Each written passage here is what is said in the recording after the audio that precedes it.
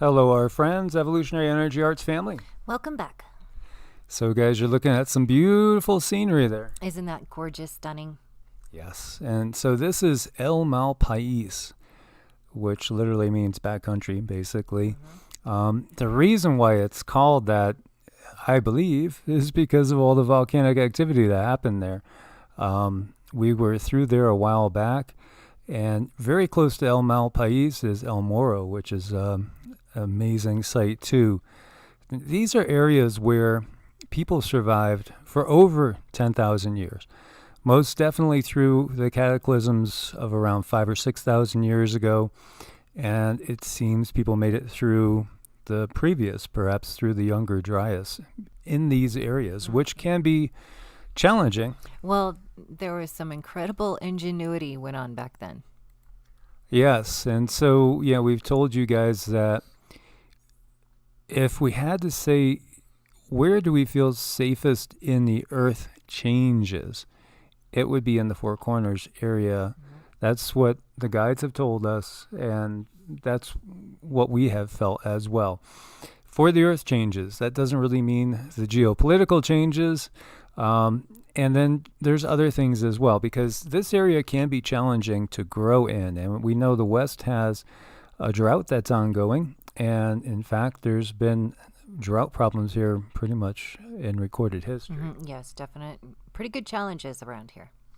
Yet we see, there are so many different Indian nations, Native American nations in this area. And, people have survived here. And that's the bottom line. So what we're looking at is over in this area. And it is beautiful. There is some amazing scenery to see. Now, that almost looks like Monument Valley. That's beautiful. Absolutely gorgeous. Yes, and Cindy knows Monument Valley well. This is a lava tube. That's exciting. It is, and we're going to share with you our trip there, which was a while ago, but I just never got around to uploading these videos. And gladly so, because we have an article which we're going to talk about. These lava tubes are amazing. Truly. Ancient people may have survived desert droughts by melting ice in lava tubes. And there's something called the Ice Cave, which is right by Bandera Volcano. And, there's a volcanic field in this area. There's a volcanic field that goes all the way down towards like Springerville, Quemado, at the edges of the Gila. Just tons of volcanoes, tons of volcanic activity in the past. Will it waken in these times? I don't know. Well, anything's possible. So this is an interesting article out of Science News. During a parched summer almost 2,000 years ago, people living in what is now western New Mexico crawled into the cold, dark belly of a volcanically formed cave to melt frozen water at its heart. Because down underground in these areas, there is ice. Even in the summer, there's ice. Yeah, it's really quite incredible.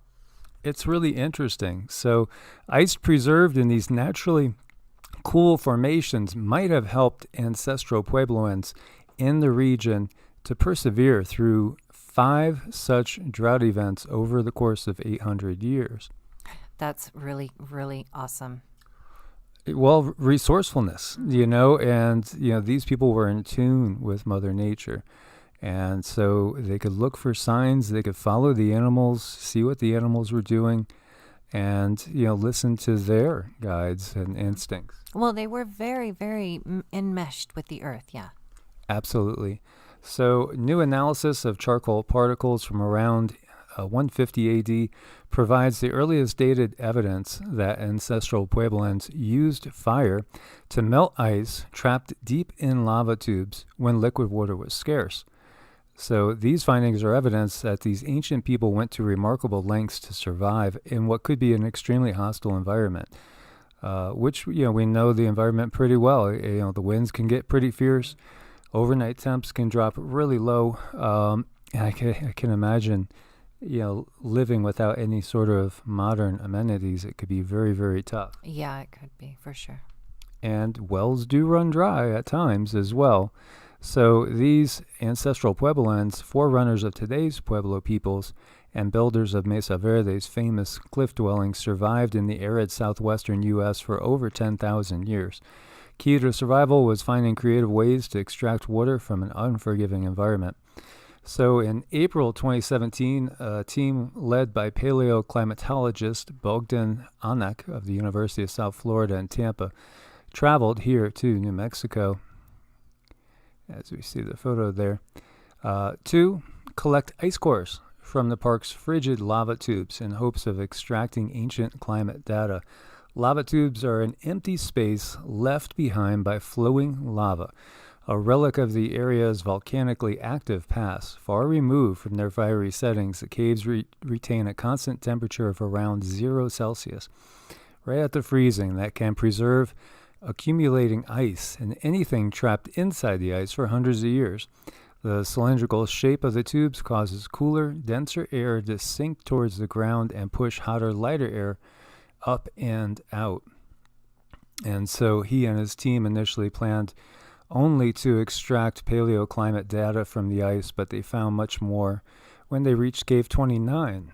As we were saying, there's a field of them there, and some of them are actually collapsed, which is kind of scary because I was walking over one area and you were like... I was like, get away from there because it was starting to get thin. You were standing on top of something that could have collapsed.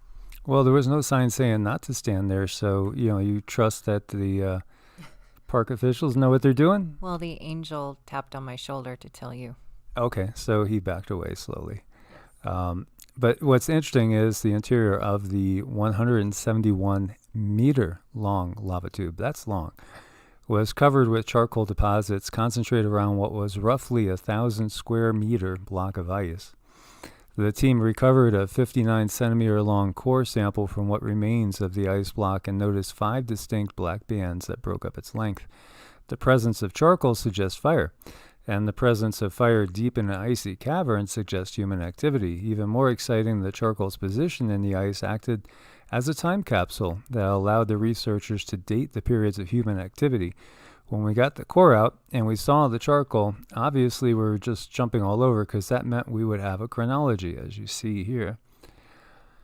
They melted the core down and radiocarbon dated it, and the charcoal pieces inside, those dates ranging from around 150 to 950 AD, correspond to drought events recorded in tree rings in the surrounding area. The 5 charcoal bands' chronological alignment with drought events suggests that hunters and travelers kept track of accessible water for survival and ceremonial practice over hundreds of years, the researchers say. The correlation of the radiocarbon dates with periods of drought is remarkable. So researchers had previously suspected that ancestral Puebloans once exploited the area's lava tubes for fresh water. Ancient road networks crisscross the lava flow's treacherous terrain, and pottery pieces and charcoal have been found in and around cave entrances, but evidence until now had been circumstantial. The charcoal-coated shard of pottery dated to 1097 AD, found sitting on the ice block, provided further evidence of human activity within the cave. The pottery's pieces' recent emergence from the melting ice block was both exciting and concerning. Onyx says it illustrates how fast the ice is melting as the climate warms. Photographic evidence suggests that about 30 centimeters of ice has melted off the top of the block since the 1980s, which Onak estimates could represent hundreds of years of lost data. We need to move fast because it's melting pretty fast as the climate changes. Mm-hmm. And this technology, I kind of feel like this is a good, worthy, solid technology. In my opinion, it just feels solid. Well, when we see these lava tubes, and if we're talking New Mexico, then I'm starting to think, too, along the terms of, who's underground where, because we know there's a lot of DUMBs. There's a lot of deep underground military bases. There is supposedly one not too far from this area. I would say, maybe about 40, 50 miles away, which happens to be very close to the Great Array, which is all those, dishes that are, out there, looking way out into the galaxy and the cosmos, the very large array. We did a video on that, I guess, maybe, I don't know, last year? Yeah. 6 months ago? Yeah, something like that. Time flies, guys. It does. Time flies. And, we got some photos as well to share with you guys. And this is looking down into one. I think that might have been the one that you had me stepping away from. Probably was. As you see, unfortunately, everything was closed. We were able to walk around and look, but with the lockdown, you couldn't go in. There was nobody to guide you. You have to get a permit to go in the first place.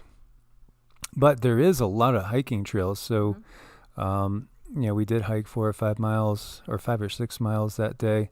There was a lot of hiking, lots of different caves. I mean, this one's 625 feet long, 114 feet deep. So, it's expansive. And this is looking down into a caldera. It's a big area. And so we got some video for you guys. Hello, my friends, Evolutionary Energy Arts family. So we're going to do some exploring, and right now we came upon some lava that Zeke is checking out. So in the area where we're at now, there's lava tubes, which are unfortunately closed to the public. But that is pretty cool. This is like a cavern in here. I don't know how deep it goes, but we're not supposed to go in there. But it's so curious.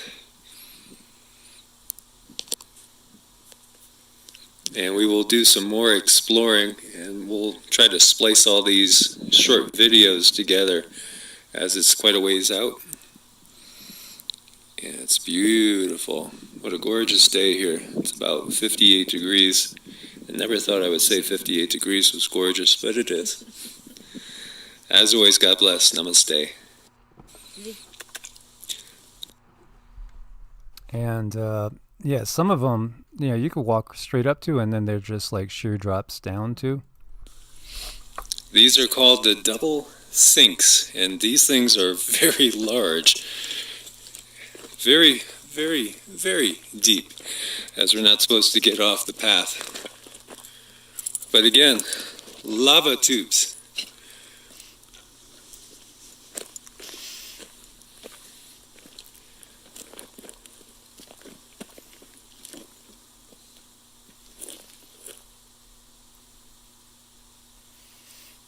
Very cool. And one of them is called the Bat Cave, because literally it's filled with thousands of bats. And this one, I just wanted to give you guys an idea of like the area, how pretty it can be.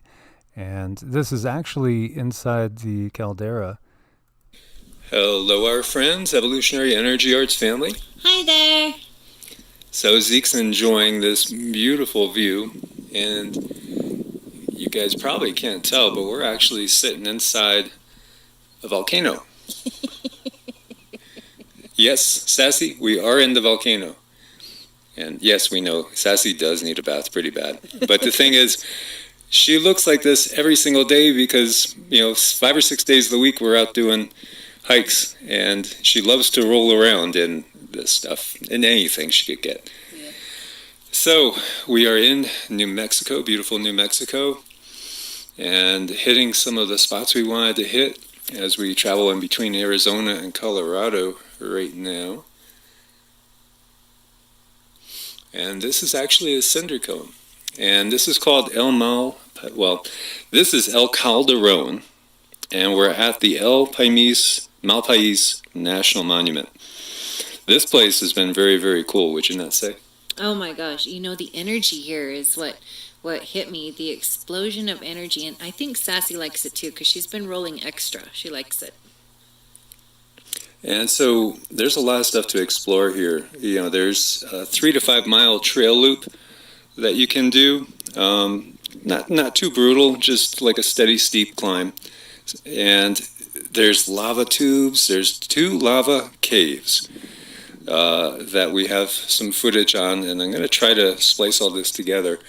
I'm not the most technical person and don't have a lot of patience to put together the fancier videos. So that's why ours have been kind of basic. Plus, we kind of feel it's just more about the info. But I can understand videos like this. It's nice sometimes to have a little bling. So what we have here is 2 lava caves. They're closed right now, unfortunately. You have to get a permit to explore them. There's several collapses from other lava tubes. There's a lava trench and a crater from where most of the surrounding lava originated some 115,000 years ago, so they say.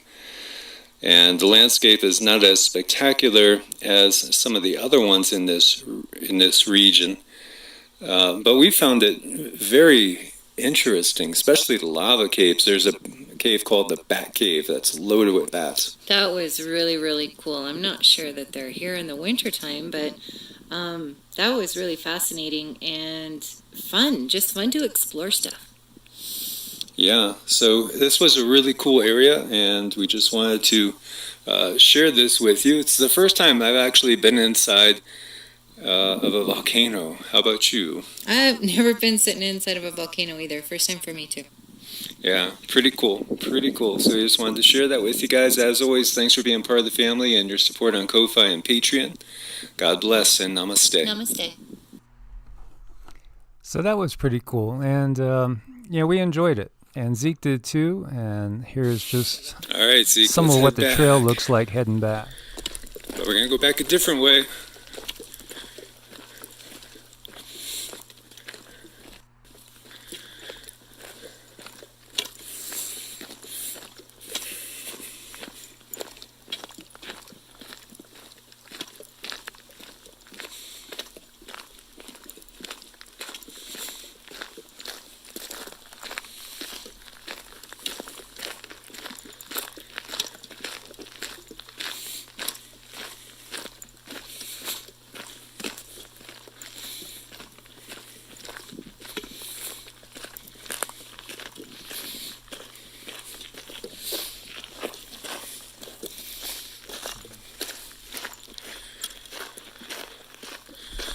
Sassy and Zeke are so good. They always do a real good job staying close by.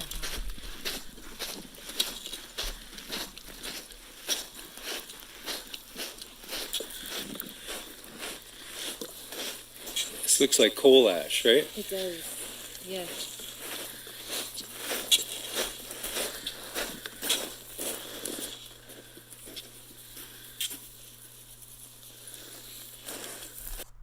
So you were getting impressions too of the people that were there in the past and when the event, like at least one eruptive event happened. Mm-hmm. It was a really, well, I call it cute type of people. They were like 3 feet tall. They were a tribe. They were like a tribe. They were very friendly. They worked together. They, lived from the earth, on the earth. And yeah, they were there. So they were lost when everything happened, I guess. But you sense that they're on just a different density right now. They were taken to another density. And I definitely sense them on that density. Yeah. Yeah, especially like just past this area. Interesting that you say they were like 3 feet tall. That starts me thinking about that tribe that was discovered, I believe it was in Madagascar. It's a form of hominid, but it literally was 3 feet tall. And those guys died out, again, around 40,000 years ago, supposedly. Mm-hmm. Right. So, I mean, it's really curious how when I pick up different entities, how they're all different shapes, sizes, attitudes, the way they live, the way they go about life. It all has a very special, individual, unique vibration. There's been a lot of different types of humanoid life on this planet is the bottom line here. Not like what we've really been told, but way more diverse than that. Well, I think the book you always reference is in the Vedas. I'm not sure, but they reference 42,000 different humanoids. It's true, definitely true. Yeah, 400,000 plus. Yeah, the Bhagavata Purana, which I'm going through now. Mm-hmm. Right. So, I mean, yeah, everything has been here that you could imagine and then some. Pretty wild. So, guys, as always, thanks for your support on Ko-Fi and Patreon. God bless and namaste. Namaste.